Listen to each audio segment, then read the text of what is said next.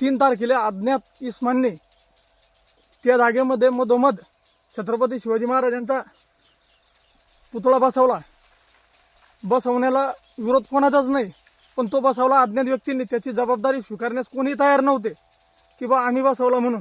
नंतर इकडचाही जमावती आला महिलांचा, व ती महिलांमध्ये हाणामारी झाली.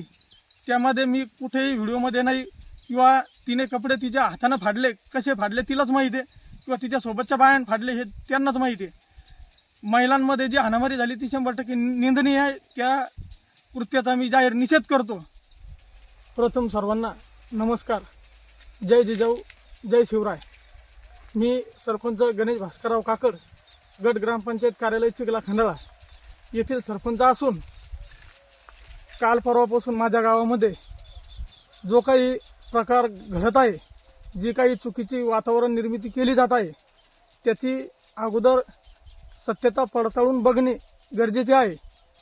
त्यामागील सत्यता अशी आहे की 3 तारखेला अज्ञात इस्मानने त्या जागेमध्ये मधोमध छत्रपती शिवाजी महाराजांचा पुतळा बसवण्याला विरोध कोणाचाच नाही, पण तो बसवला अज्ञात व्यक्तींनी. त्याची जबाबदारी स्वीकारण्यास कोणी तयार नव्हते की बा आम्ही बसवला म्हणून.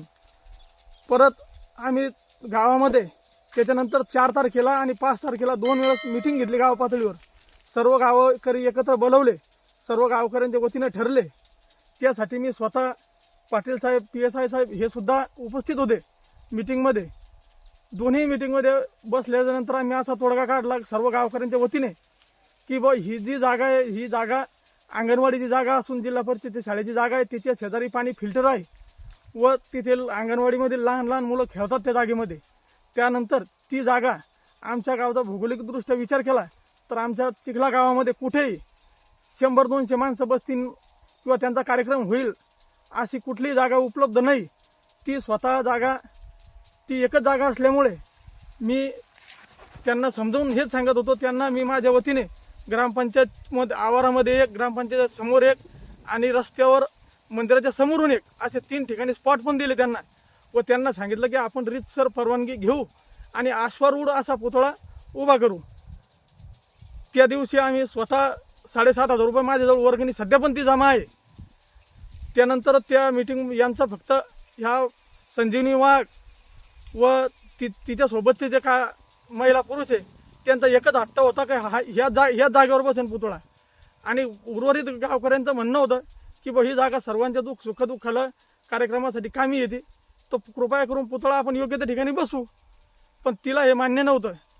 मग परत आम्ही 7 तारखेला रीतसर ग्रामपंचायतच्या वतीने ग्रामसेवक साहेब यांनी FIR फाडला व अज्ञात व्यक्तीविरोधात गुन्हा दाखल केला.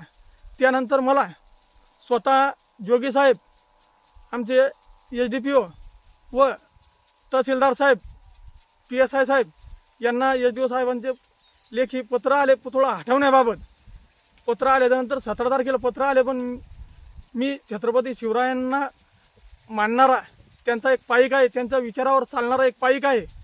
त्यांचे विचार घेऊनच मी आत्तापर्यंत माझ्या ग्रामपंचायतचा पूर्ण 4 वर्षाचा कारभार केलेला आहे.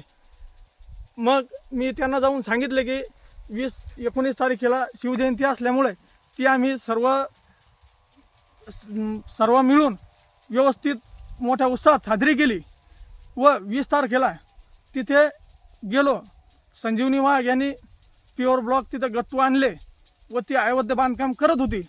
म्हणून आम्ही जाऊन सांगितलं तिला की तू इथे अयोध्या बांधकाम करू नको, ही ग्रामपंचायतीची जागा आहे व ह्या जागेमध्ये काही करू नको. आपण पुतळा आश्वारूढ आणू, आपण वर्गणी जमा केलेली आहे, परत गावामध्ये वर्गणी जमा करू व मोठा आश्वारूढ पुतळा आपण ग्रामपंचायत कार्यालयाच्या आवारामध्ये किंवा 3 ठिकाणी स्पॉट जे दाखवले तिथला कुठलाही एक निवड त्या ठिकाणी आपण आश्वारूढ पुतळा मांडू असे मी तिला सांगितलं. त्या ठिकाणी स्वतः तहसीलदार साहेब व PSI साहेब सुद्धा पण हजर होते 20 तारखेला.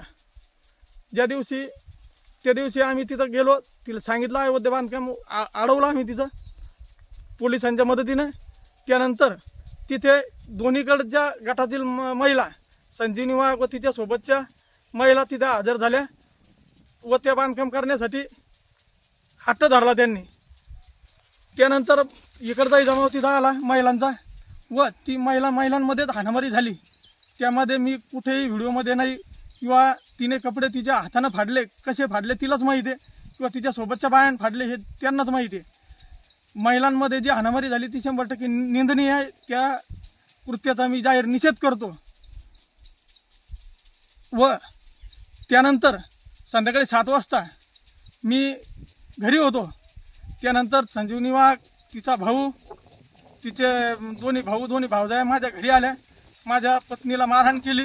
माझ्या घरातून नगदी कॅश 2 लाख रुपये व 10 तोळे सोनं त्यांनी मारहाण करून व तिच्या भावाने, संजीवनी वाघच्या भावाने, माझ्या मिसेसचा विनयभंग करून चोरी केलेली आहे. जबरी चोरी केली, दरोडा केला.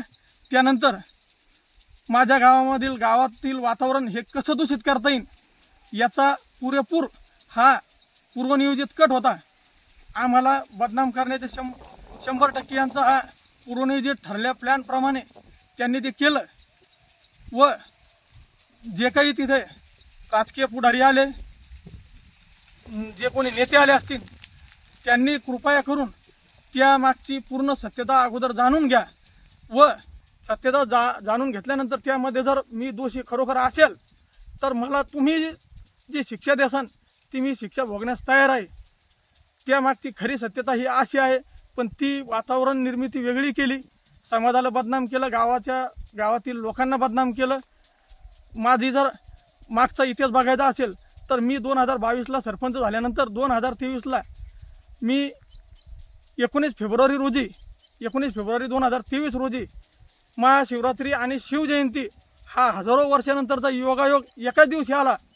आणि तो योगायोग चांगला शिवजयंती साजरी करायची कशी, तर आम्ही ठरवलं की बस छत्रपती शिवाजी महाराजांनी महादेवाच्या पिंडीवर रक्ताभिषेक करून हिंदवी स्वराज्याची स्थापनेची शपथ घेतली. तर आम्ही ठरवलं की आपल्याला महाशिवरात्रीच्या दिवशी रक्तदान करून शिवजयंती साजरी करायची ठरलं आमच्यावला. आणि त्या दिवशी आम्ही गावातील सर्व तरुणांनी पुढाकार घेऊन आमच्या गावातील 43 जणांनी रक्तदान केले. त्यामध्ये 38 जण हे वंजारी समाजाचे होते रक्तदान करणारे. आमच्या गावामध्ये आतापर्यंत कुठलाही प्रकारचा जातीयवाद आतापर्यंत चालू नव्हता, राहणारही नाही, इथून पुढेही राहणार नाही. याच्या अगोदर सुद्धा आम्ही भीम जयंती असो, अण्णाभाऊ साठे यांची जयंती असो, शिवजयंती असो, मुंडे साहेबांची जयंती असो, ही सर्व जयंत्या आम्ही स्वतः सर्व गावकरी मंडळी मिळून वर्गणी जमा करून मोठ्या उत्साहात साजऱ्या करत असतो. लागन तर तुम्ही मागच्या मंडळीला माझा इतिहास विचारा, गावातील मराठा समाजाच्या मंडळींना विचारा, बौद्ध समाजाच्या मंडळींना विचारा, सर्व धर्माच्या लोकांना विचारा. व ती जागा खरोखर अडचणीची होती का आहे किंवा नाही हे त्या लोकच सांगतील तुम्हाला, गावातील जनता काय सांगायचे ते. एवढं बोलतो आणि थांबतो. जय जिजाऊ, जय शिवराय, नमस्कार.